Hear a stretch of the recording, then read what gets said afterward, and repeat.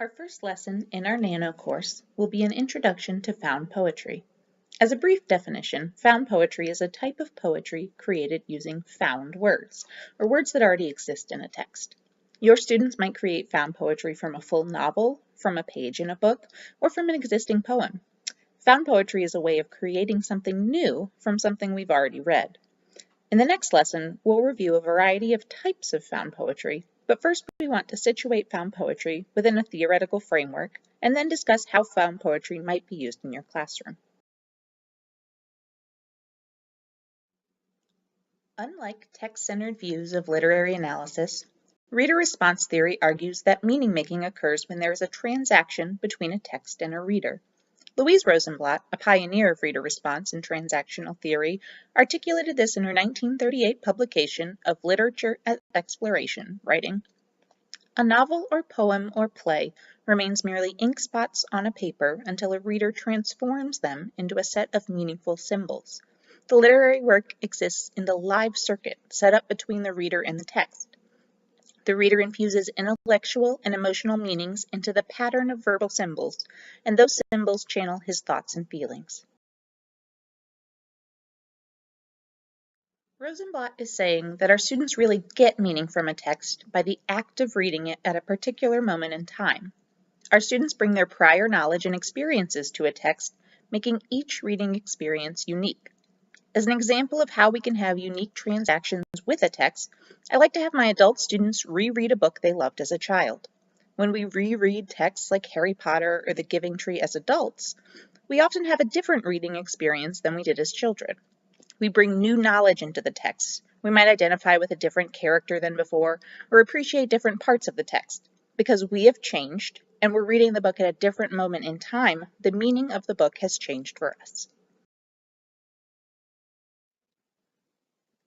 Rosenblatt calls the interaction between the reader, the text, and the time the poem.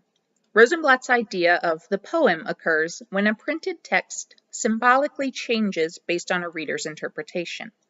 Again, prior to being read, a text is considered just a jumble of words on a page, but the reader's interaction with the text creates something beautiful. Thus, the poem arises from this meaning-making. Annie Dillard describes the relationship between the reader and the text like a river and its banks. Each are separate entities that shape one another. For this Nano course, calling this meaning-making moment the poem is particularly useful, as we'll be asking our students to create actual poetry that arises from a reading experience. Applying this theoretical framework into the classroom space gives respect to each student's lived experience and what an individual brings to each text and discussion. Transactional theory places a lot of responsibility and power within the individual reader. When facilitating activities and reading grounded in transactional theory, teachers should ask readers to reflect on how a text relates to what they already know or text they've read before, encourage readers to identify feelings and emotions they have while reading a text, invite readers to share these feelings and prior knowledge with their peers, avoid providing a single correct way of interpreting a text, and respect and celebrate unique viewpoints and ideas. With all of this in mind, this Nano course specifically focuses on found poetry, a method of reader response that allows students to explore their own interpretations of a text while creating something new from what they've already read. Arts-based responses like found poetry allow students an entry point into literature discussions beyond traditional summaries or checks for comprehension, letting them dig into a text in new ways.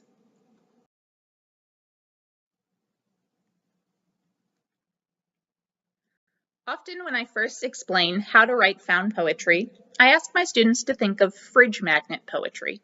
They're presented with a wide variety of words, which they then arrange to write a poem of their own. Of course, we won't be using fridge magnets for reader response. Instead, we'll be taking the words given to us by the author of a text. Writing found poetry is a fairly straightforward process that involves choosing a text, identifying words that resonate to you, and rearranging these words into something new.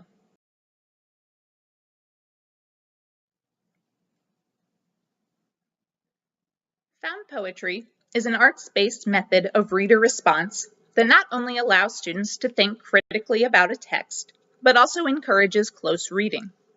As students repeatedly return to a text, they reread passages and engage deeply with the author's words.